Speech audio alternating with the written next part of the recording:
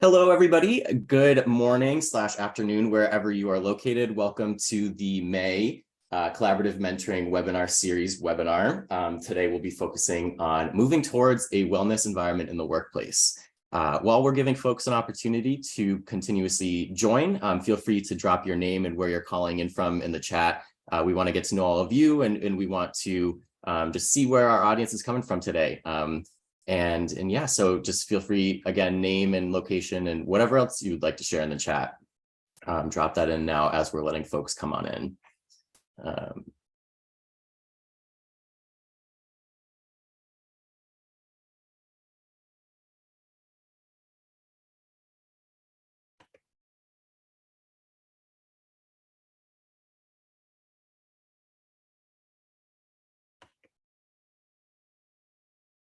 I think I just realized that you all could not use the chat.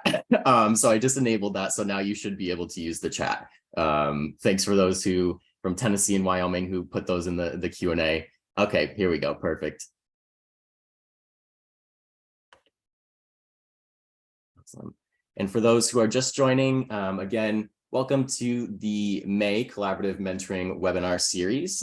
Today we'll be focusing on moving towards a wellness environment in the workplace. Right now, we're just giving folks another minute or two to join in. But again, we want to know where everybody's calling in from. I'm seeing a lot of Tennessee today. So there's some great Tennessee rep today, Michigan, Chicago, Florida, again, all over the place. Love it. New Orleans, I was just in New Orleans a couple of weeks ago. Absolutely beautiful city. Loved it. Memphis, Oregon.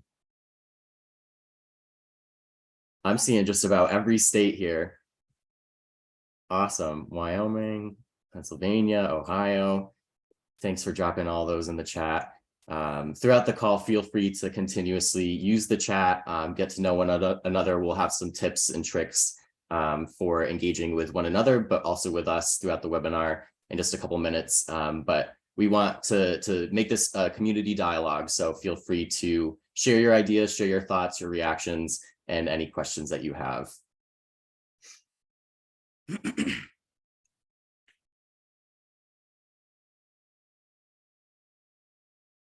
All right, so I'm thinking we will get started. So again, for folks who are just joining now, this is the May Collaborative Mentoring Webinar Series titled Moving Towards a Wellness Environment in the Workplace. Again, continue to drop name and location in the chat and whatever else, but we'll move on to the agenda. So again, first, welcome and introductions. I'll be introducing our amazing array of panelists and our moderator. In just a second, we have some polls, again, to just get to know you all a little bit more and hopefully tailor the conversation so that it makes sense to those who are in the room. Then we will be working through a grounding exercise with one of our panelists before we get into the bulk of the conversation, which will be moderated by Dr. Nishan Battle. And then we'll have some time for audience Q&A. So again, feel free to drop those in the chat or in the Q&A box throughout the entire conversation, but we'll leave most of the audience questions towards the last 25 minutes or so. We'll leave you with some resources and some takeaways to kind of take this knowledge and implement it into your work. And then we'll close and say, see you later and see you until next month. And that's kind of what the agenda for today's webinar will look like. Briefly, some tips for engagement. We are instituting something sort of new, again, to ultimately lead into a community of practice amongst these webinars. If anybody has any ideas for snappier names, definitely all ears for that. But for now, we'll call them webinar buddies. And so the whole idea behind this is connecting with someone who is also in the webinar, who maybe you haven't met before, haven't known. Again, we have folks coming in from all over the country. I think I saw even a couple international folks joining us today. So essentially, you're just going to go and private message someone. No rhyme or reason, just pick a name that you like and exchange contact information with that person, and that person will become your webinar buddy. And so essentially what that means is you and that person will follow up in a few weeks, a couple weeks, whatever amount of time you decide, to see how that other person has been using this knowledge and incorporating it into the work that they do. Or if they could use some support in doing that, the two of you can kind of have one another to talk through that process with. Again, on the right side, you'll see the two buttons where you can engage with us. So there's the chat button where you can introduce yourself, talk with one another, share resources, respond to presenters. Again, we really want this to be a conversation amongst all of us as much as possible. So we value and want to hear your thoughts. And then any questions can go in the Q&A. You can click the Q&A button on that toolbar where you can ask presenters questions. And then you can also upvote any questions that you would especially like to see answered. So if there's something that feels really important or interesting, you can kind of put your little endorsement on that as well. So leading into some introductions. First, our moderator today is Dr. Nishan Battle. Dr. Nishan T. Battle is the author of Black Girlhood, Punishment and Resistance, Reimagining Justice for Black Girls in Virginia by Routledge Publishing. She is an associate professor at Virginia State University. Nishan was the principal investigator of the Stop School Violence Grant funded by the U.S. Department of Justice 2019 to 2022. She has written extensively on Black girlhood and self-care. Dr. Battle is a self-care coach and wellness consultant. Dr. Battle is a board of directors member for a youth-based nonprofit organization for young girls, Pretty Purpose, and is a consultant for Mentor Virginia, a nationwide mentoring program that provides free technical assistance to youth-based nonprofit organizations based in Virginia. You can learn more about her work and interests on her website, www.drnishanbattle.com, which reminds me, we will be recording and also sharing out the slides and resources after this call. So you'll be able to click on that link as well. One of our panels today is Dr. Y. Falami DeVoe, who uses she, her pronouns. Dr. Y. Falami DeVoe, also known as Dr. Falami, is a holistic human development strategist, public speaker, educator, poet, and self-care ritualist. She is passionate about centering the voices of Black women and curates intentional spaces for authentic dialogue, self-reflection, and community building. Dr. Falami specializes in community conversations with higher education institutions, public school systems, and nonprofits. Her conversations focus on a holistic approach to the development of one's authentic self and strategies for cultivating a person's freedoms and opportunities, helping them to thrive wherever they may lead and serve. She has facilitated training for hundreds of participants across the United States, focusing on self and collective care, leading from within, and mindfulness. Dr. Falami is a self-care ritualist and integrates meditation, sound healing, and Reiki practices into her private well-being practice, Holistic Alchemy. She received her PhD from the Graduate School of Leadership and Change from Antioch University, and she is a certified holistic health coach and a proud member of Delta Sigma Theta Sorority Incorporated. And last but definitely not least, we have Max Labrie, who uses they, he pronouns. Max is a certified peer specialist from Massachusetts. Max's lived experience of trauma, queerness, transness, forced poverty, and disability informs the work that they do. Max is currently the president of Youth Move National and has been on the board of directors for 4 years. And Max is also the director of community engagement and outreach at GSA Link, which is a nonprofit that supports LGBTQ+ youth and their families, as well as a match coordinator in their Linked mentoring program, and a co-facilitator of a virtual queer youth group. He also is a regular contributor / staff writer for Right Through the Night, where they write articles about books, pop culture, feelings, and comedy. Max is an incredibly passionate person, and that passion fuels their day-to-day advocacy and activism work. Some specific areas of focus include trans rights, youth autonomy, bodily autonomy, MAD liberation, fat liberation, anti-capitalism, disability justice, education, and anti-carceral care. Max works under a trauma-assumed framework, which acknowledges trauma as a universal experience with many levels, and strives to meet folks where they are at with respect, dignity, and compassion. So as you all can see, we have a really, really amazing, dedicated, and just varied panel of experts today to talk about these sort of topics. So very excited for the conversation. Again, we do want to get to know all of you a little bit more. So actually, before we get into that grounding exercise, I'm going to open up some polls. So you should see these appear on your screen in just a second or two. Hi, Jake. Also, there were a few questions from the participants who were saying that they are unable to message participants and that they can only message the host. Gotcha. I just changed that. So all of you should be able to connect with one another. Thank you so much for lifting that up. Perfect. Cool. So now we will get started with some of these polls. So you'll see those appear on your screen in just a second or two. Launch. The first being, what is your experience level within the mentoring field? Of course, there's in between all of these, but beginner, experience, expert, just so we can get to know where folks are coming from a little bit.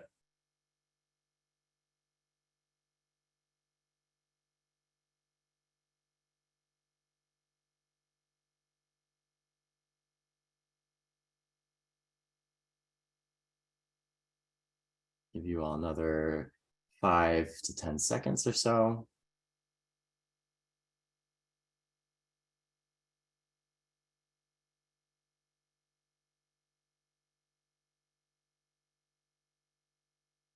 Awesome. So I will end the poll there, and I think I can share results so that you all can see that.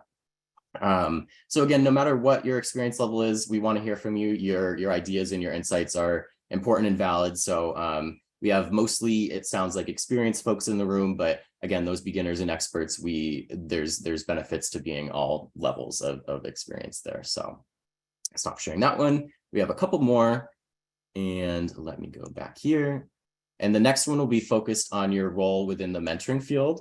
Again, I know working in nonprofits and this type of work, a lot of the times we wear many different hats all at the same time. So feel whichever one you're feeling good about today. Doesn't have to be every single one.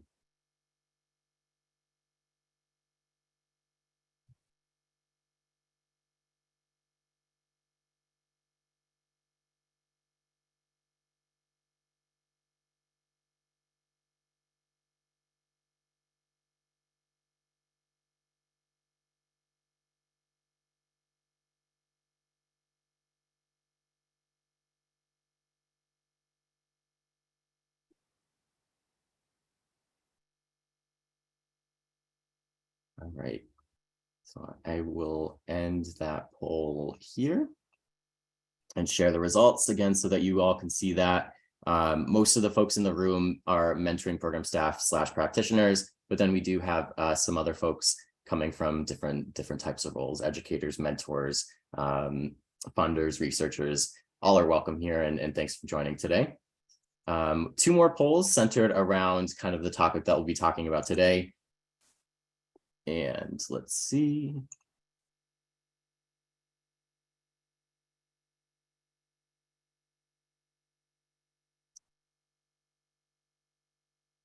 For some reason, it's not letting me launch these polls. So let's change this into drop your answer in the chat.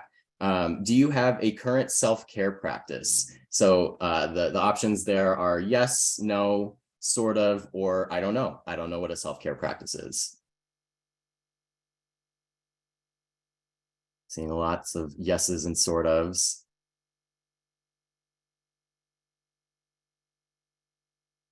Not consistently. I feel that one.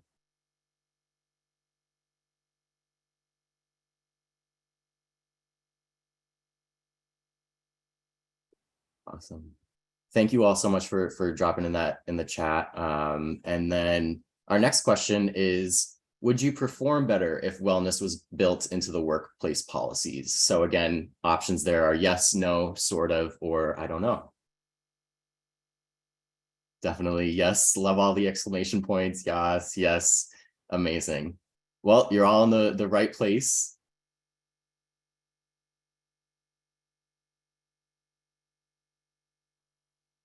Cool. All right. So now with that, I will pass it over to Dr. Falami, who will lead us through a grounding exercise. Thank you, Jake. It is a pleasure to be here. And for me, it is the afternoon. And for those of you, good morning, good afternoon. I saw, and it was great seeing a lot of you that said yes, that I have a sort of a self-care practice or sort of. So I'd like to invite you to start this one self-care practice as we do here in community together. And this is just a brief breathing exercise. Oftentimes we forget how very important it is to just breathe, right? And to remember to breathe. And so I want us to breathe in community wherever you are. I'd like to just invite you to plant your feet on the ground, or maybe you just to, if you have, kick your shoes off and get comfortable. Want you to be comfortable in this conversation, and just to plant your feet. And I want you just to notice your breath right now. Just notice it. No judgment. Is it a labored breathing? Maybe you just ran in to sit down at the computer. Maybe like myself, just ran in the door to get on the computer. What is your breathing like right now? You feel your heartbeat? Is it a fast one? Is it a slow one? I invite you to do this. I like to do this when I'm oftentimes feeling anxious, and it is, or I'm very tired, I need some reprieve. I do what I call is this 5-finger breathing, right? And for me, now it might look like that for some of you might be familiar with it in another way. But what I like to do is I'm going to just stick out my hand, and maybe you want to do this right now, just stick out your hand. And then I want to ask you to grab your middle finger, or look at your middle finger, and then put your middle finger on the right side of your nose, okay? Then I'm going to invite you to just to inhale through your left nostril. Inhale, and then you're going to close that left nostril with your thumb. And then you're going to exhale. All right. So it's kind of like a back and forth. All right. So you're going to, again, 5 fingers. I just like saying 5 fingers. All right. And you're going to place your right, or your middle finger here. And you're going to inhale your left nostril. And you're going to put your thumb on your left nostril as you're exhaling through your right. You're going to do that a couple of times, just the back and forth, 5 fingers, even though it's not 5. I just like saying that, right? Inhale and exhale. Inhale and exhale. I don't know about you, that there's just doing that a couple times, for me, I can feel my energy shifting. So let's do that a couple more times together. Inhale through your nose. Close your left nostril and exhale. You know, so very important when you're doing those deep belly breaths that it comes from your belly.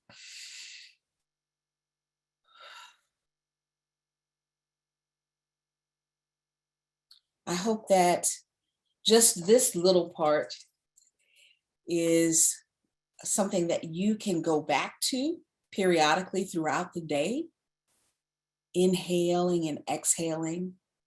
There's another exercise too that's called box breathing, where you inhale and count for 4 and hold at the top of that breath and then exhale again. Maybe we'll have time to do that a little bit later.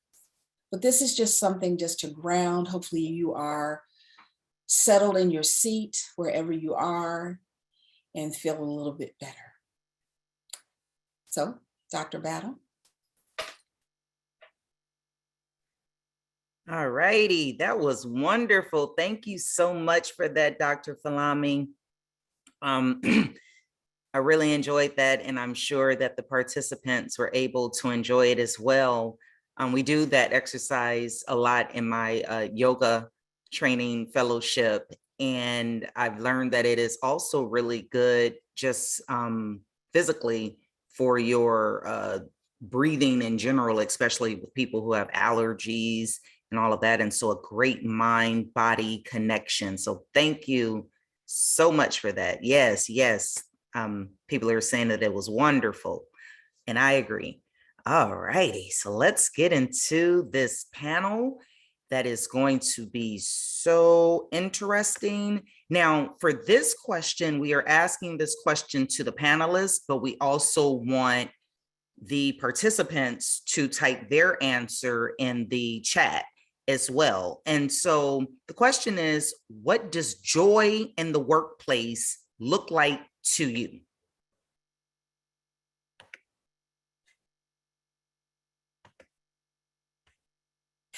Okay, well, that's a wonderful question. And it is so loaded for me. There's so many different levels and perspectives on joy, right? My joy might look like totally different than yours, right? So everyone has their own perspective of joy. For me, my joy comes from being seen in the workplace, right? And being heard in the workplace. My joy also comes where my self-care or my well-being is centered and is recognized, not as an aside, right? Mm-hmm. But there is some intentionality that the workplace, that the employer has placed upon my well-being, right? Mm-hmm. And so that means, when I say that, is there are some employers that have been very vocal about saying, take yourself a wellness day, right? And that's okay. You don't have to explain anything. I don't know about you, but that is joy. That is joy. So it is when the workplace ensures that my well-being is at the center, right? And so we'll talk a little bit about what that can look like for some, because some are still struggling. Because I also understand that there's a lot of talk and not a lot of action. Or if there is action, it is not a lot of depth. So when I say that, I mean, oftentimes employers might say, well, also go to the EAP. You need to check out the EAP, right? The Employee Assistance Program, if you're struggling. That's great. I would argue that workplaces could have some conversations about mental well-being, in addition to saying, take the wellness day, go to the EAP, right? As well as, let's have some conversations about this, a lunch and learn, right? So, okay, I'm getting off topic. But this is what joy in the workplace is. Absolutely. And you're not off topic. This is going to be an organic conversation. And so feel free to go wherever. Okay. Thank you. Thank you. How about you, Max? What is joy in the workplace? And thank you so much to all of the participants who are in the chat room. So many different ideas of what they believe. Yes, burnout is real. Integrated wellness days would be great. That is wonderful. Thank you so much, participants. So yes, Max, what does joy in the workplace look like? So I first want to acknowledge that we live in the system of capitalism, and in a lot of ways, capitalism is a robber of joy. The ways in which we struggle in like the hustle culture, constantly feeling like you have to be working, is a robber of joy.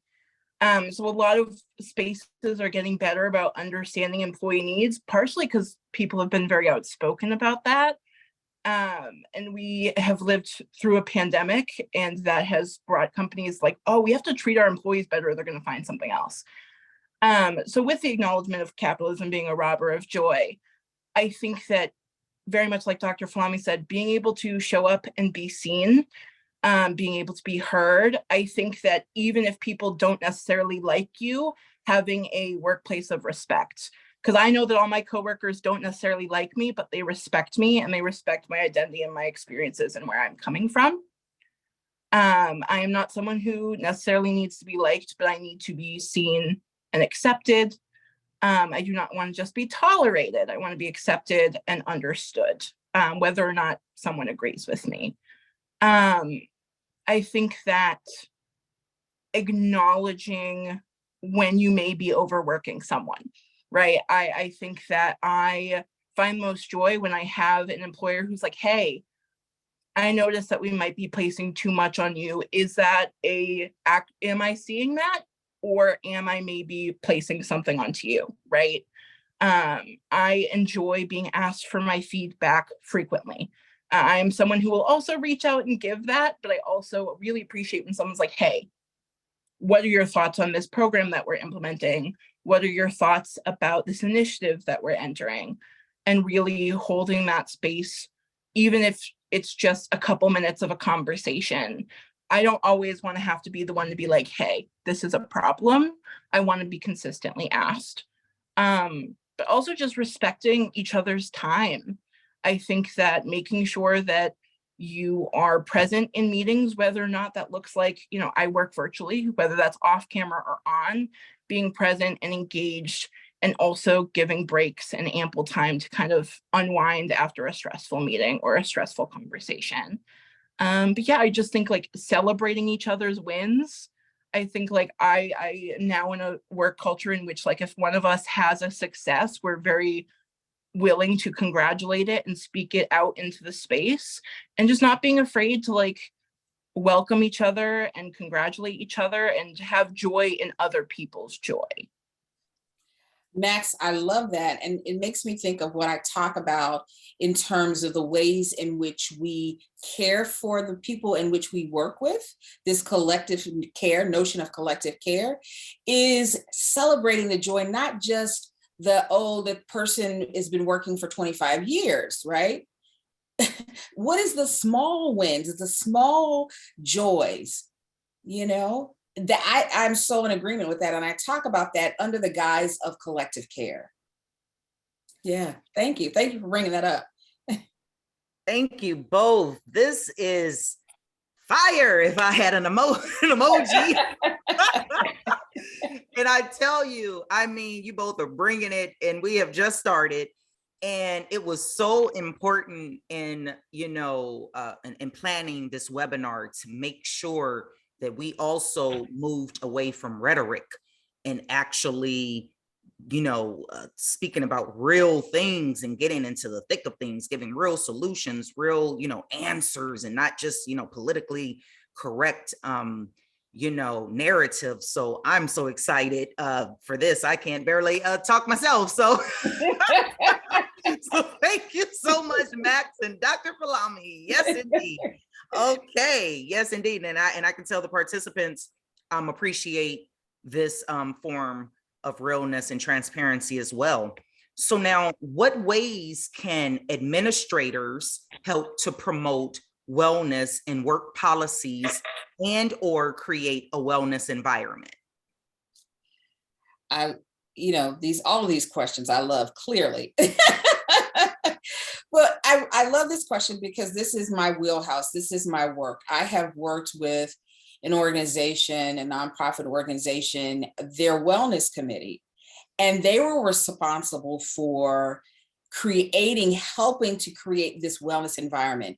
So I would say, what ways can administrators, employees, all individuals who want to do this work to help to create a wellness environment? Because what is important for me is that everyone's voice is heard on what wellness and well-being looks like. So it's important for administrators to get a committee together, a team together, or if there's already an existing one, connecting with them and making that commitment to creating a wellness environment. But it has to have the input of everybody. So that is very important. So what I've done before in working with an organization was, we talked about, okay, so where are we now? What does this wellness look like?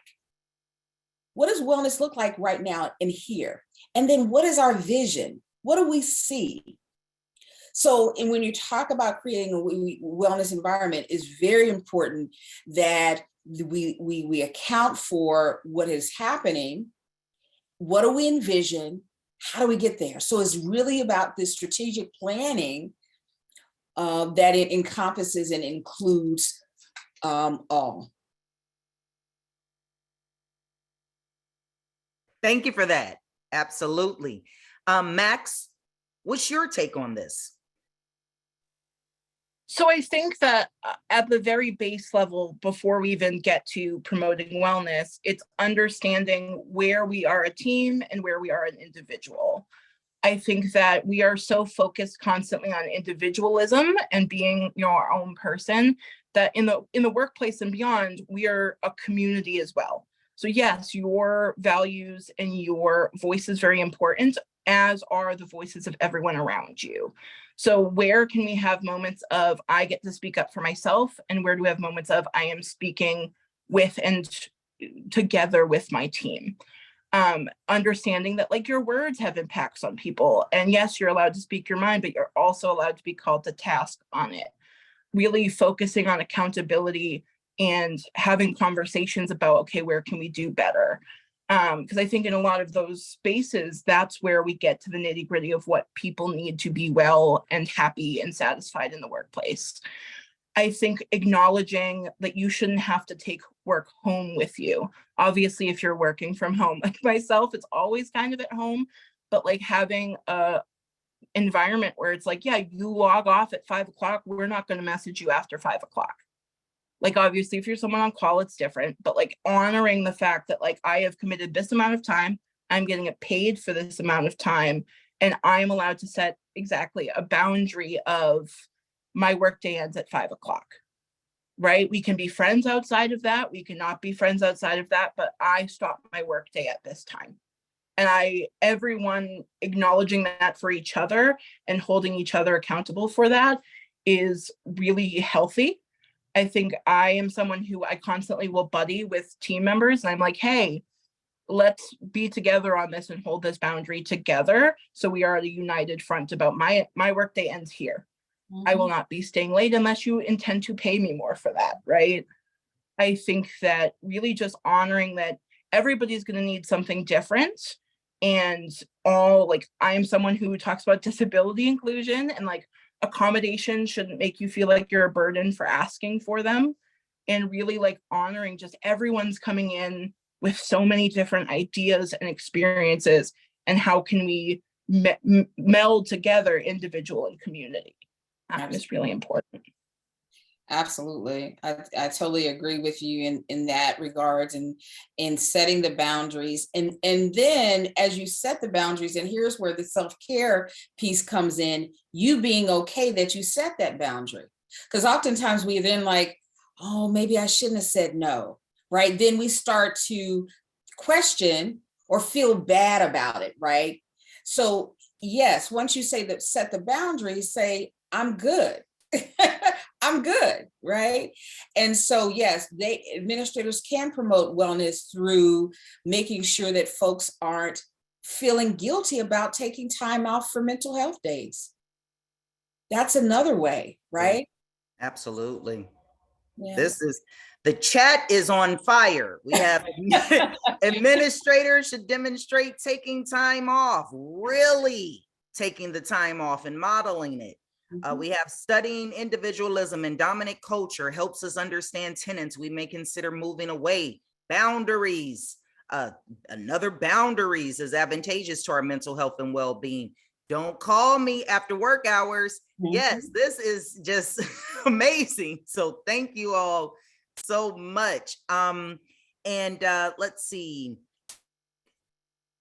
Jake is going to share the chat as well, because absolutely there is so much gold going on in here. And also we know that there was slight technical difficulties with the webinar buddies. And so Jake is also going to create a survey at the end to see how we can do that. So love this energy and let's keep it up. All right, what is our next question? How can colleagues establish wellness boundaries and practices that promote community care? Max, you can go first.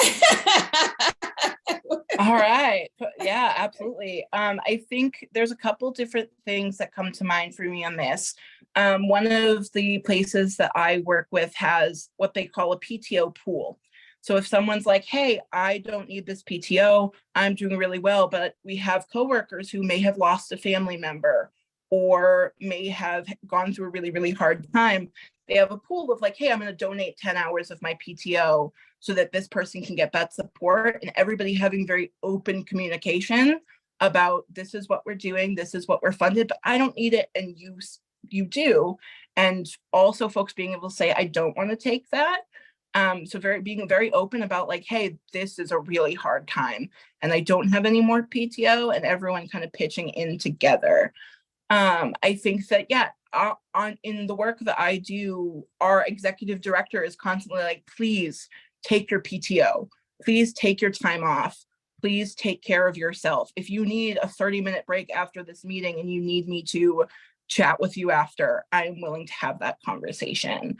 I think, as I was saying before, like having an accountability buddy at work who's like, hey, if someone questions my boundary, will you speak up? If someone questions your boundary, I'll speak up. If you are feeling uncomfortable in a certain space doing that, really just navigating like, hey, are you comfortable with this? Having regular check-ins with your colleagues about like, how's your workday going? How's your work week going? Is there anything that I can do to take a load off while I have a lesser load? Really just making sure that we're understanding and observing the ways in which we interact with each other. I'm someone who will definitely overexert myself to make other people happy. And I have several people at work who are like, hey, you can slow down. You can take a couple minutes. This is not a thing that needs to be solved right away. Take your time off. I've had several times where I'm like, I'm going on vacation for a week, and then I'll be responding to emails and my boss will be like, hey, you're on vacation. Stop it. Close your phone down. Go sit down, watch a TV show, read a book. Do not respond to me. And so making sure that we're really like, hey, you're allowed to have that boundary, and I love that you're setting it, and I want you to continue honoring it. It's really important. I love those. And thinking about in the vein of buddies, how do you check in with these buddies? How do you check in with your colleagues? And when I say check in, do you have check-ins at staff meetings? Do you have check-ins where and here's what I do. I bring out the feelings wheel. Because oftentimes when, oh, how you doing? I'm okay. I'm good. I'm fine. Okay. For me, I believe we need to go deeper than that, right? Because that means we have more meaningful connections. So if someone says, I'm not okay, then I take a pause, right? And then ask for some more questions, right? Ask more questions. So tell me a little bit about that, right? We are in a fast-paced society. I believe it's very important for us to stop and just be with that person for that moment, right? You're going to get your work done, right? You're going to get your work done. Because oftentimes, people come into work, right before they get settled, go to the office, they get a cup of coffee, get something to eat, say hi to them, how you doing? Hey. And then they're back to work. Let's be intentional about the ways in which we communicate with our buddies, with our colleagues, particularly asking well-being types of questions. How are you feeling? You okay? Right? And watching the ways in which they move. So that is one of the ways I believe is very important. And I've done that as a practice, right? And then, as you said, hey, let's do a walk and talk. Let's do a meeting where we're not sitting down talking, right? I care about your health and well-being as well as mine. So let us go and, take this meeting outside, right? Walking and talking. So promoting that sense of well-being while still getting work done, right? And then reminding our buddies, our colleagues, when you're off, you're off. Period. No checking emails, no picking up something. Oh, I'll do this little right here real quick. No, right? So maybe it is before the weekend. It's the weekend. What are we doing for our care this weekend? Our self-care, right? So that's a way. It's the engaging in the conversations about well-being, right? And then as well as providing information. If someone is struggling, if you know someone is struggling, right? How can you help to provide resources for them if you are knowledgeable of those? Right? So that's what I think. Absolutely. And I also want to remind the participants to think about the questions that you want to ask the panelists when this webinar is complete. Well, when the panelist section is complete, and then we go into the Q&A section. And so, yes, again, wonderful insight. I remember doing a walk and talk when I was a consultant at a health center. I really appreciated that the medical doctor implemented that, like during, it wasn't, your break wasn't, taken away, but it was implemented where we would walk around the building, and it was nice landscape and all of that. And it was really nice. And the fillings wheel I like as well. Let's see, what do we have next? How can individuals working in any mentorship capacity create and sustain their own wellness plan? So when I talk about self-care, so I believe you heard that I am the self-care ritualist. And when I talk about self-care, I talk about it in thinking in the terms of ritualizing self-care. And I think I want folks to consider how self-care, when you think of self-care, what do you do to nourish, nurture, refresh, protect your mind, your body, and your spirit? And so if you don't know any of that, you have to start there to create your own wellness plan. Can you right now list 5 to 10 activities that nourish, nurture, protect your mind, body, and spirit?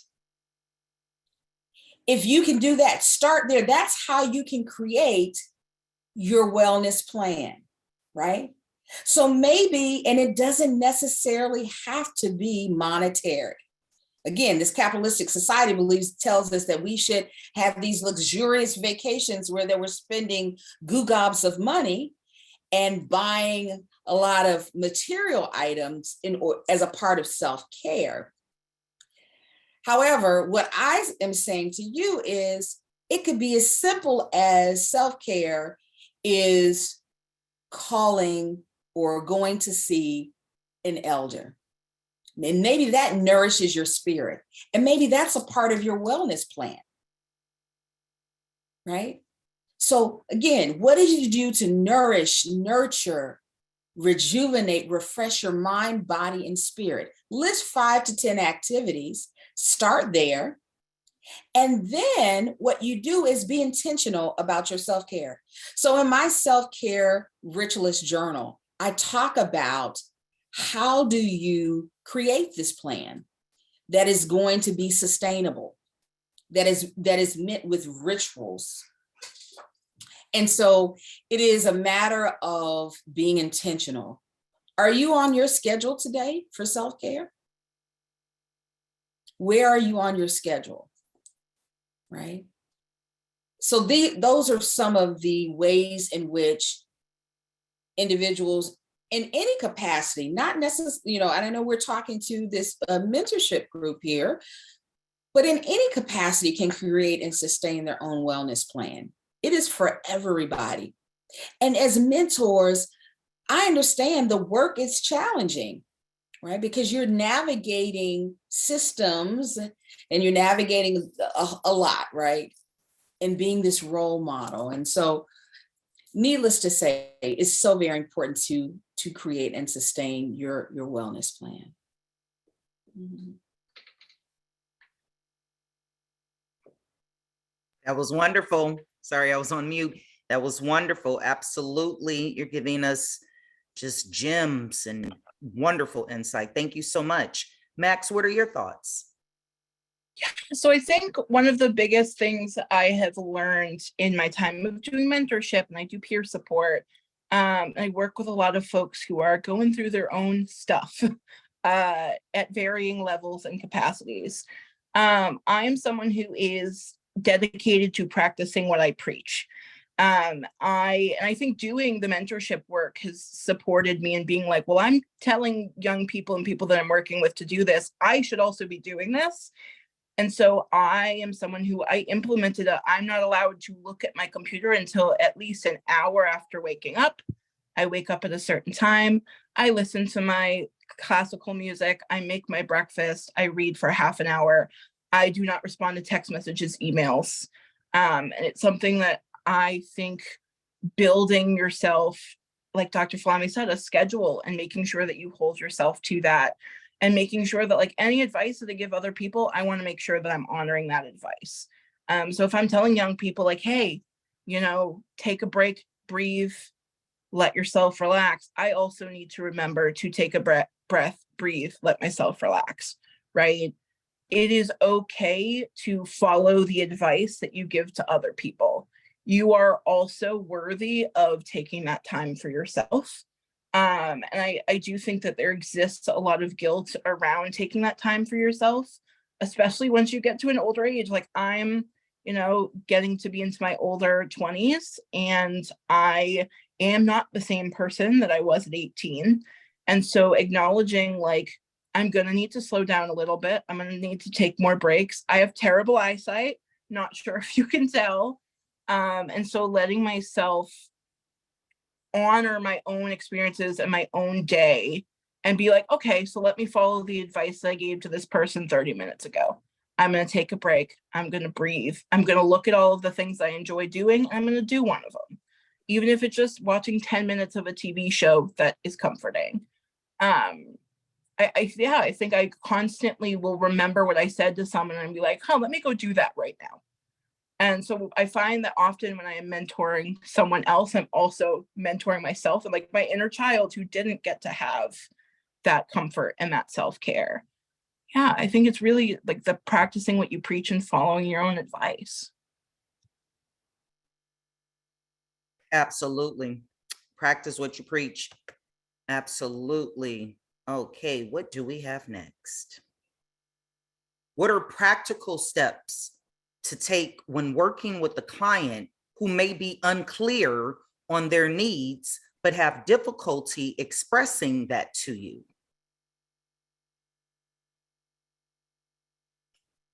Who would like to take that one first? I can take it. I was pretty sure I'd be called on. That's cool. Yeah, that's you. So I think one of the most powerful, important things that I've learned how to do in the work that I do is just like existing in silence, holding space for that discomfort and for that pain. I am someone who I frequently find that when I take a break, and I have a lot of people who do not want a million questions about, is this what you need? Is this what you need? It's very overwhelming because if you don't know what you need yet, it's just like, okay, that's so many options. And we're in a world with so many options constantly.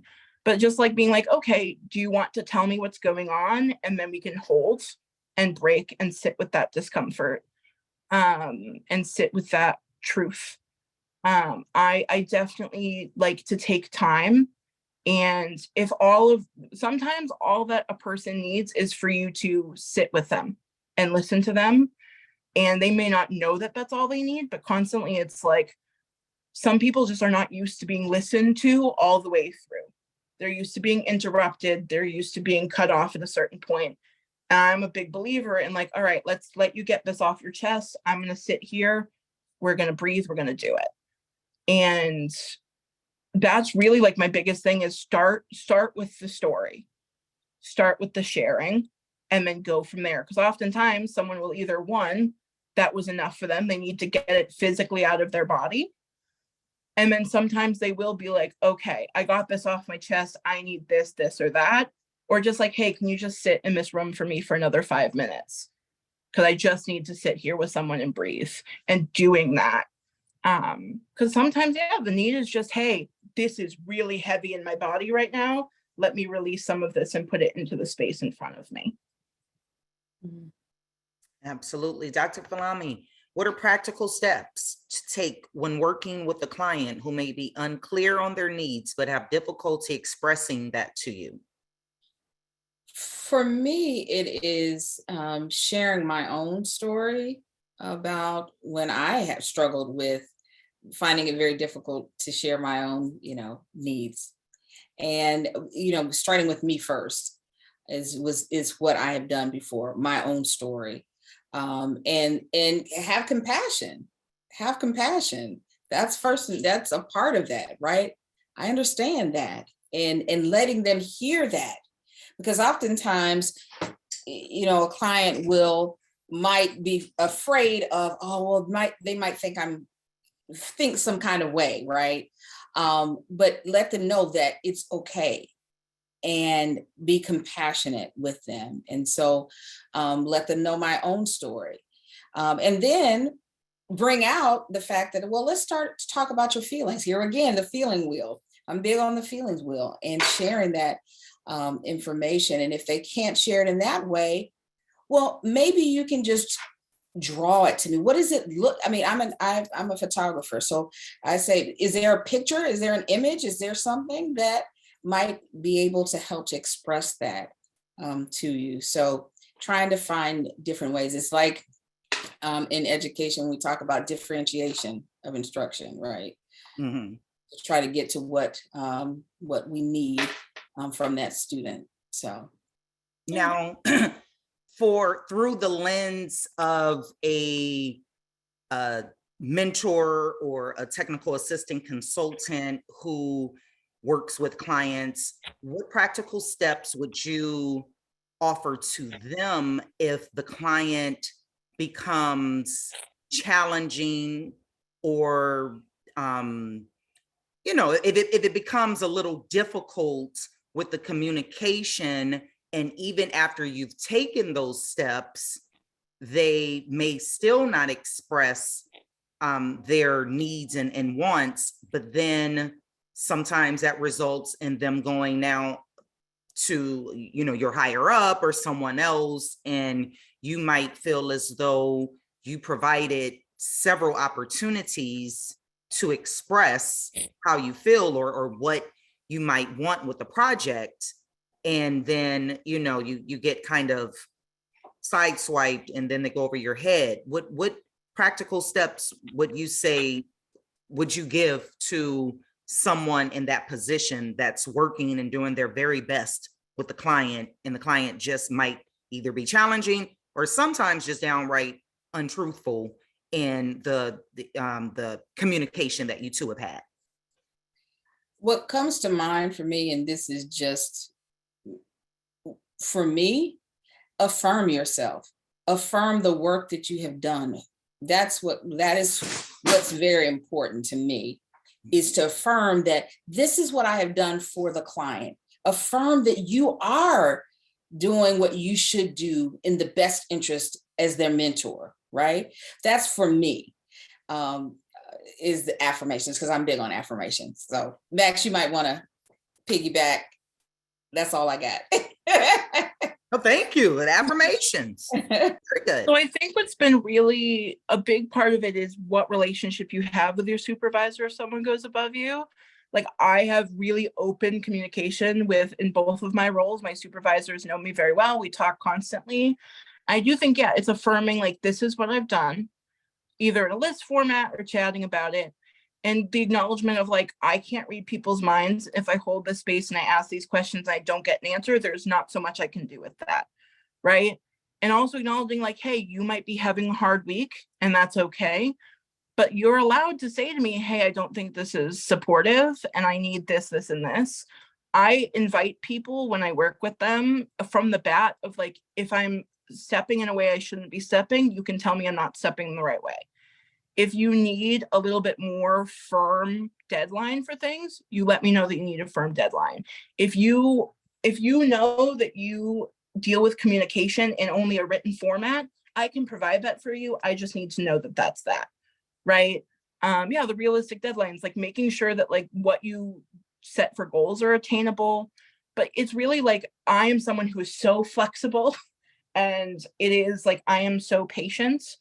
And it's just like, if you work better and like you have to have a Zoom call and a phone call, you won't pay attention. I'm cool with that, right? If you need something written out, if you need a resource emailed to you, if you need this, you need that, if you tell me, I can accommodate. There's only so much that I can do when you're not giving me the answers, right? And if you don't know what they are, I need you to be like, hey, can you give me a list of options? Can you do this? It really comes down to how much does this person know about what they need?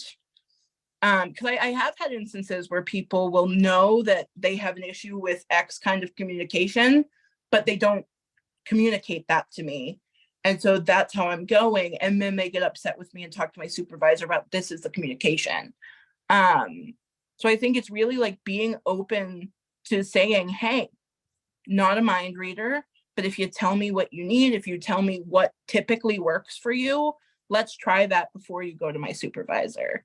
And I'm also someone who's like, if someone goes to my supervisor, I'm not going to then hold that against them, but I am going to have a conversation of like, where can we go from here? What ways do you take information the best? What previously has worked? And it's going through those list of things so that we can possibly avoid this happening in the future. So my supervisor's busy. My supervisor's busy. And I have my tasks for a reason. It's really just acknowledging, and I acknowledge with people up front, like I am not going to be able to know what you need automatically, but I want to hold space to find that for you.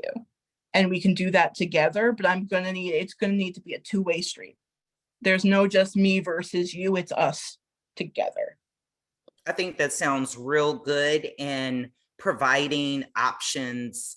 I think that's empowering for the client to have that opportunity to identify the ways that they communicate best.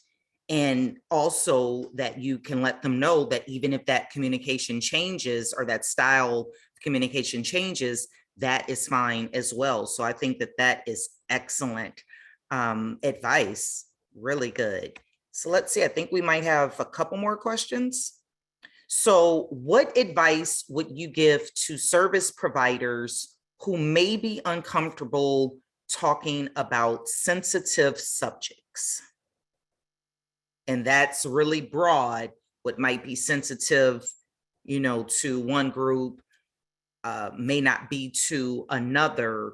But what advice would you give to service providers who might feel uncomfortable with certain language or demographics, and when I say language, maybe fearful that they're using inappropriate language or language that might offensive language that might offend someone, and they're just trying to make sure that they're being very inclusive. What advice would you give them? Dr. Falami, how about we start with you first? Okay. Well, that's actually a conversation that I was having yesterday with a group of teachers who are getting ready to embark upon doing some DEI work. And as many of us know, that's, even just saying the words diversity, equity, and inclusion could cause folks to be very tense, right? And so what I told them yesterday was, and Bell Hooks talks about this in Teaching to Transgress, about fear and acknowledging fear. And that's because oftentimes individuals don't want to acknowledge it. We are paralyzed by it, and acknowledge it, right? acknowledge, yes, it is going to be uncomfortable to talk about this. However, in order for us to move forward with change, right, and progress, we have to address the fear and address where we need to go with this particular subject. So that is the advice that I say, is to acknowledge a fear and also to provide a space for those who struggle in that fear of discussing these sensitive subjects, right? You know, whatever that looks like. So acknowledging the fear, because that's so very important. Yeah. Max, what are your thoughts? So I primarily work with young people, and when I tell you the amount of times I've had a moment where, like, okay, we're talking about this. All right, cool. Like, it is one of the things I tell people a lot is, like, if someone's choosing to share their story with me, that's powerful and that's important. And they have chosen to give me this piece of themselves. They've chosen to allow themselves to be vulnerable. And then I can also make that choice to also be vulnerable. I think a lot of it comes down to, you need to do your own healing while you're also working with other folks. A lot of the times when I am uncomfortable with a conversation, it's because I haven't done that work yet. There's something that I haven't processed through and acknowledged and held myself accountable about, and I need to take that space to do that. I am someone who is also very, like, I will put it out into the room that, like, I am also uncomfortable, but I'm choosing to sit with that. I'm choosing to feel that discomfort, because my comfortability and your safety, not the same thing, right? You are allowed to tell me, hey, this doesn't feel good, or something happened to me today at school, or something happened to me today with another provider, and I need to speak it out.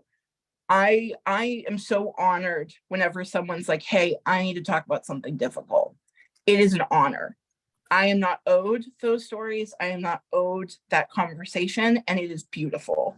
Like, I have had so many people in my life throughout my work that have been like, I haven't told this to anybody, but I think I want to tell you. And that is, I always hold space for, like, thank you for telling me. Thank you for sharing this. Thank you for bringing this up, because it's not helpful to just hold on to it. And you're allowed to, like, have other people hold it with you. I am someone, even with my friends who also do similar work, we always have, we will hold this truth until you can do it. And so, like, let me hold on to this until you are ready to hold on to it yourself. One of my friends the other day, I was like, I'm not sure I love myself. And they're like, I'll hold that love for you until you have it. And that is, I find powerful in my professional and personal life, of like, wow, you're choosing to share this with me because you feel safe and comfortable with me. And I don't want you to feel opposite of that. I want you to keep trusting me. So let me acknowledge the discomfort. I'm uncomfortable. I'm fearful. I'm worried, whatever that feeling is, right? Speak that out and then have the conversation and sit in it. It's awful sometimes. I gotta tell you, like, I've had moments where I'm like, okay, let's not cry. It's not about me. Let's not cry. And it's having that. Sometimes it is sometimes you can cry. I've had young adults where I'll sit and we'll just cry for 30 minutes. And that's cathartic. That's getting that out of your body. But it really is an honor. And I think acknowledging over and over again to yourself, like, this person trusts me, this person feels safe with me, and I'm going to honor that in the best ways that I can. It's beautiful. Absolutely. Let's see if we have any more questions before we go into the Q&A. So no, we don't. So I want to thank you so much, Max and Dr. Falami, for your wonderful insight with the questions that we had today regarding creating a wellness environment in the workplace. It was absolutely wonderful. And so now we want to make sure that we are leaving our participants with steps. And so I'm also a self-care coach and wellness educator. And so here are just a few of the tips that I have, come up with for many of my clients. So write down a list of your top 3 stressors, and under each one, list how you can create a self-care activity in each area for your mind, body, and spirit. And as Dr. Falami said, it doesn't have to be rooted in materialism. If you don't want that pedicure, it can be just going outside for a breath. create an affirmation jar and select from it each day and read that affirmation. And several people will have vision board parties. And I think it's really fun to have a affirmation jar party where you can get different, like the glue and like a mason jar, and you can actually decorate it. Write 3 letters to yourself of what you will do for yourself to embrace self-care, and open one after 1 month, another letter after 3 months, and then another after 6 months, and just actually do exactly what the letter said. Look at your calendar and schedule your self-care for the weekend, and don't cancel the appointment with yourself. And so those are just some steps that I believe will really be helpful for you all. Thank you all for that. And now I think we are going to go into our question and answer part of the webinar. So let's see, what do we have in the chat? Questions or comments, or, let's see. So I can lift up a couple that I'm seeing in the Q&A, and I'll focus first on a couple of them that are related to the teams that we work with. So the first question that someone had was, what suggestions for self and community care do you all have for teams that are remote or hybrid? And of course, Max, you and I work in the way that we collaborate is fully remote. So I'd love to hear your perspective, as well as you, Dr. Falami's. But yeah, do you all have any thoughts about that question?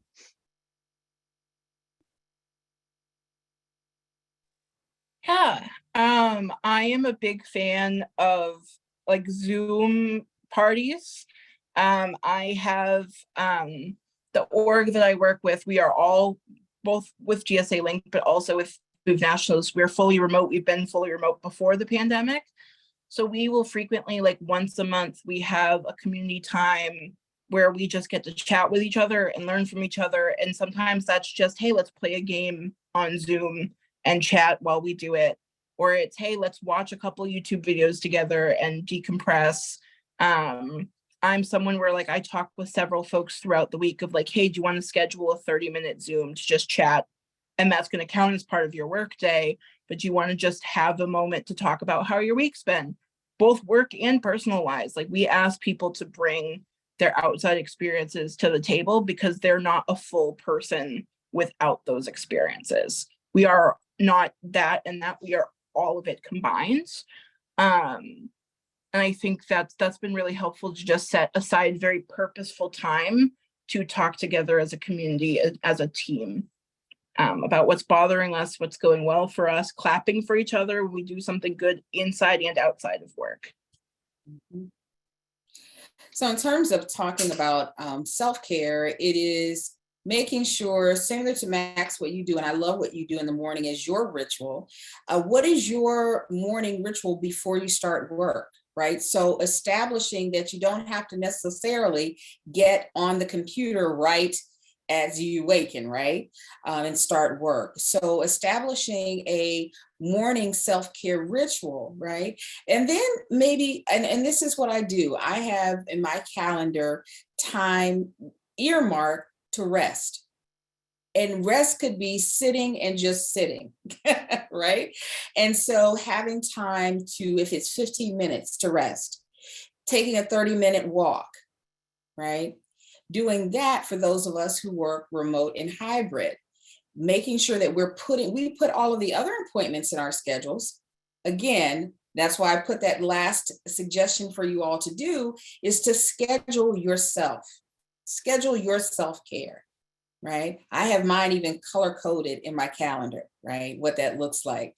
And so in terms of community care, and then also self-care too, is sometimes you might want to say, I'm going to be right on camera in just a moment. I'm taking my own break. Excuse me, right? So letting folks know that you just need a break from the camera. And I know that some people do that, and that's okay, right? And then going to the community care, that's where you then, as a collective, say, it's okay, you don't always have to be on camera, right? And establishing that. Having those check-ins that go beyond, just surface level. Asking some fun questions, playing Kahoot, doing things that engage while we're in this remote hybrid world. So those are my thoughts. I love Kahoot. I play. And so speaking of, really real situations in the workplace, I see one of the questions that says, any advice for how to help support teams to work together that do not like each other or get along well? Lots of strong personalities and staff that carry their own personal traumas, and this often impacts how they interact with one another. And so what type of suggestions would you give to balance? It can be challenging to balance supporting staff, but also creating a work culture where people feel safe and it does not feel toxic. What are your suggestions?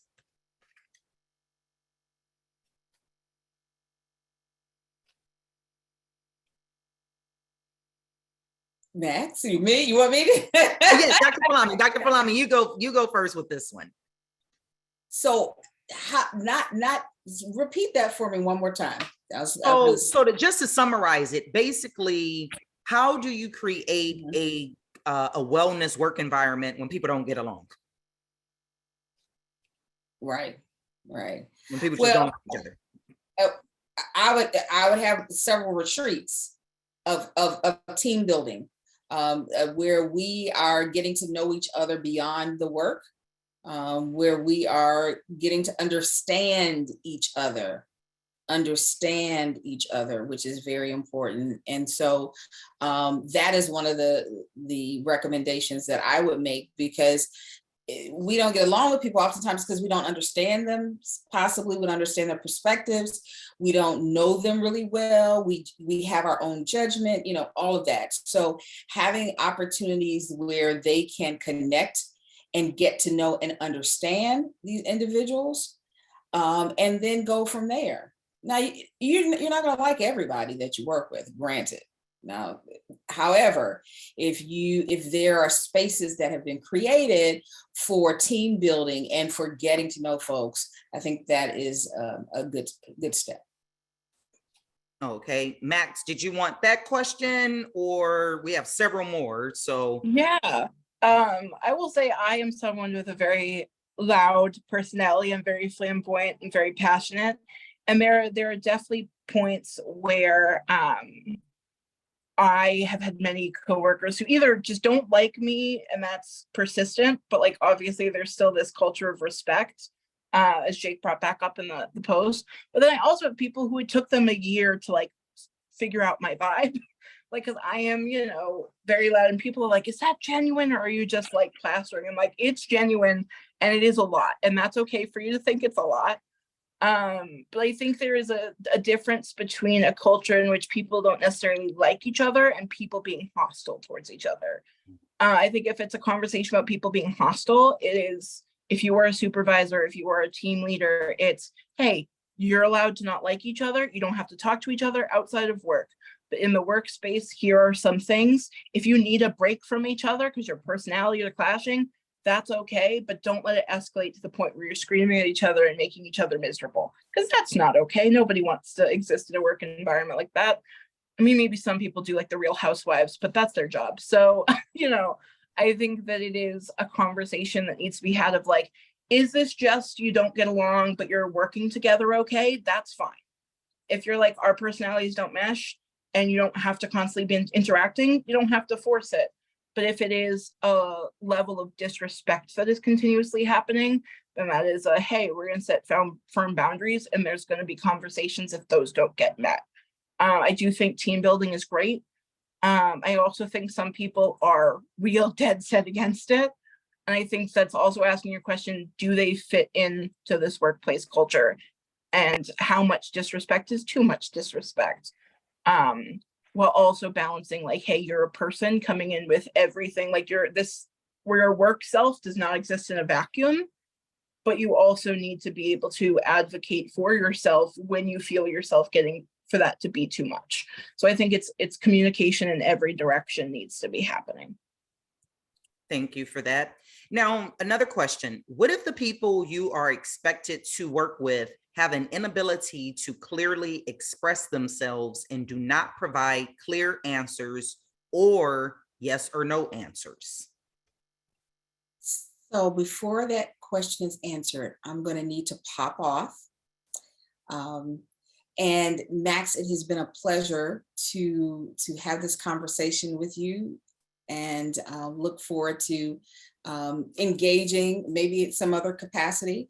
But thank you so much for this opportunity. And for those of you who have been here, please feel free to reach out. I'm so grateful for all the engagement and interaction that was going on in the chat today. So thank you, Dr. Battle, for facilitating this amazing conversation. And thank you so much again. I thank you as well. And as you see, if you want to reach out, you can reach out to Dr. Falami at www.drfalami.com. She's also on Instagram as a self-care ritualist. And so in light of wellness, there is, an issue that she literally needs to attend to right now. And so she wouldn't be just popping off just, because she really needs to go. So we thank you. We're so grateful for your participation. Thank you so much, Dr. Falami. Thank you. Thank you. Be well. Yes. Okay. So I'll ask that question again. And also anyone who would like to provide answers in the chat can feel free to provide their perspective. The question is, what if the people you are expected to work with have an inability to clearly express themselves and do not provide clear answers or yes or no answers? So that's a complicated question for me, as I am an incredibly clear communicator myself. And I am so flexible. I shouldn't be as flexible as I am, let's be honest. But I think like acknowledging to someone, hey, I really need this answer. You can give it to me. Like if you need to take a break and go type it to me and send me a text with the answer, that's fine. I'm someone who communicates a lot better over email than I do with my voice. But it's, hey, I need this answer. You can text it to me. You can email it to me. You can call and I'll hang up so you can leave me a voicemail. Like if you are uncomfortable saying it in this space, we can make accommodations, but you're going to have to tell me because this is inhibiting my work in A, B, and C way, right? I think that there are certain things where if you don't need a concrete answer, let it be a little more flexible. But if you're like, hey, I need this answer this way, express it to them. Hey, I need a concrete answer by insert date. If it's the end of the day, it's the end of the day. And you can do it in any of these ways, but I need to know A, B, and C, and I need that information. If that information is then not given to you, I think it is a conversation to be like talking to your supervisor of like, hey, this is impacting my ability to finish a project or to meet a deadline. And I have given, have conversations. These are the options that I've given. This is the amount of times that I have reached out and asked for that information. What do you recommend I do next? And kind of having that conversation. But I definitely I'm someone who can sometimes be very firm and like, hey, this is going to be firm and a little bit direct, and I'm going to need you to give me some wiggle room here, but I need this, this, and this. And hopefully that answer comes to you in some form. And if it isn't, I do think that's a hey, supervisor, can I have 10 minutes? This is what I've done. This is what hasn't been answered. And this is what I still need. Absolutely. So this is a really interesting question, and please feel free, participants, to answer. But this question says, how do you avoid and confront the women of color in the workplace cycle? So we want to avoid and confront the women of color in the workplace cycle. And so I'm not quite sure if there's any more context to that question, but it says, how do you avoid and confront the women of color in the workplace cycle. And so that question alone lets you know what type of, issues might be prevalent for several people in our environment. It's a realistic question that many people might be afraid to, to ask, but says maybe it depends on why they aren't able to provide an answer. Willingness, not understanding, need time to think about it. I think that was an answer. I mean, I think so. I want to fully acknowledge that I am white, and that brings a layer to this conversation. My question to that question is, are you trying to avoid a cycle that women of color get into of being ignored? And are you talking about the cycle that we constantly fall into of like the negativity placed onto women of color in the workplace? Or are you literally being like, how do I avoid confronting women of color in the workplace? Because those are two completely different questions, and it's unclear. If it's the second one, I think you need to ask yourself why you're avoiding talking to women of color in the workplace. Because you can have conversations and not make it about that. If you're making it about that, we have some conversations. But if it is, how do you avoid that cycle? I may not be the right person to answer that question. But I can tell you, like, acknowledging where whiteness comes into play there. Acknowledging what privileges and opportunity that affords you, and then also like making sure that you amplify and like continue going back to those conversations, right? I've had a lot of instances in workplaces where people will talk right over or say the same thing, just louder. And I'm like, okay, but that was this person's idea. So I think that it's a complicated question, because I'm like, if you're just trying to avoid talking and confronting women of color in the workplace, that's a problem you got to work on. Absolutely. Yeah. And it seems to be, and I don't know if it's from the same person or not, but it seems to be quite a few questions on people of color. And so that might be a really good webinar to have. This question says, what advice would you give if one person of color is choosing to be against or is pitted against another? Lateral violence. And so and we're not going to answer that question right now, because I just have another chat that says we won't have time to answer all of the amazing questions, but we will have follow-up on these questions, because that it's been about 3 or 4 questions in that area. I think that it would be a great topic, yes, for future webinars. And so would you just like to end out, Max, with any parting words of advice in creating a wellness environment for the work in the workplace? Yeah, I think navigating in the wellness in the workplace is navigating whether something in the workplace is uncomfortable or unsafe. I know that for myself, as I have stated, white person, we often don't have to navigate like, hey, am I uncomfortable or am I unsafe? Because both of those things are consistently prioritized. So how do I be intentional about the language that you use when you're expressing how you're feeling, right? Like, hey, I'm uncomfortable with this. And oftentimes that's, I need to go spend some time offline figuring that out. Or is somebody threatening you, etc.? Like, are there imminent things happening? And also just like, I don't know, have conversations with people. I'm like always willing to sit down and have a 10-minute conversation with someone. I've had a lot of people be like, hey, I only get to see you in work meetings. Can we hop on at 10 minutes after the Zoom and chat? Just getting to know everybody. Like, it's so important to know who you're sitting next to know who you're across the computer from. Just be kind to each other. I think it's learning how to apologize, learning how to actively figure out, your own healing and not bringing severe negativity into a space, and acknowledging like, hey, I'm going to bring something negative up. Let's prep for that.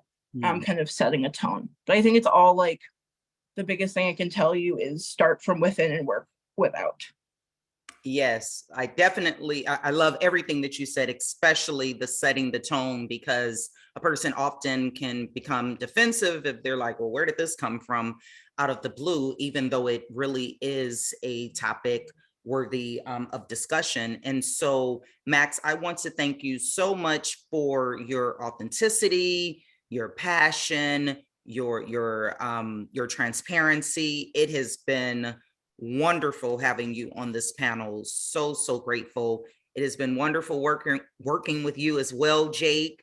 And I know Dr. Falami is not on here, but again, we want to thank Dr. Falami for all of her wonderful insight and thoughts as well. And lastly, definitely, I want to thank all of the participants who were very active and engaging. It was wonderful. This has been a very good, insightful webinar. Thank you so much. Do you have any last words, Jake? Sure. Yeah, I have just a couple resources before folks leave the webinar and a couple reminders. So let me share my screen very quickly. Again, someone dropped these in the chat, but feel free to reach out through any of these venues to our amazing moderator and panelists. Again, these slides will be shared so you can click on those links directly. The next slide. Some additional resources from Mentor. If you have any feedback or questions, there will be a survey that will pop up on your screen right after this webinar, but also feel free to email us with any feedback or questions that you have at that email, collaborativewebinarseries@mentoring.org. We have Mentor affiliates across the country. So affiliates can support with training, resources, public awareness, and advocacy. If you click that link or go to our website, you can find your local affiliate and connect with them. We have an amazing resource that will help you to recruit mentors by submitting your program to the Mentoring Connector. And last but not least, we have the National Mentoring Resource Center, which is funded by OJDP, the Office of Juvenile Justice and Delinquency Prevention, where you can access even more evidence-based mentoring resources and apply for no-cost technical assistance. Remember, again, just that anonymous survey, that would be really, really amazing and helpful if you all could fill that out just so that we know how we could do better. Again, we're going to figure out how to get that webinar buddy system up and running because I'm excited that folks are interested in that. And so that'll be happening in future webinars. In a few days, you'll receive that email with all these resources. I'll include the chat because, again, there was a lot of really, really amazing learning and sharing that was happening. So thank you all for that. And last but not least, please join us next month. Just as a reminder, it will not be the third Thursday of June. I believe it'll be the 4th on June 22nd. So it'll be 1 week back, and we will be talking about mentoring and gun violence. So I think it was nice to have this type of webinar to really focus on self-care and wellness. And so hopefully you can take some of those tools into that next conversation, as it'll be a difficult one, but a very important one. So again, just want to take another moment of gratitude to Nishan, Max, Dr. Falami. This was an absolutely incredible conversation. And again, thank you to all of the participants for sharing your experiences, your wisdom, especially because so much of this is learned and gained from personal experience. It can be vulnerable to talk about these things, but just thank you all for your openness and thoughtfulness and for having such a wonderful discussion today. So hope everybody has a wonderful rest of your day and take care, and feel free to reach out if you need anything. Bye-bye, everyone. All right. Take care, everybody. Bye-bye.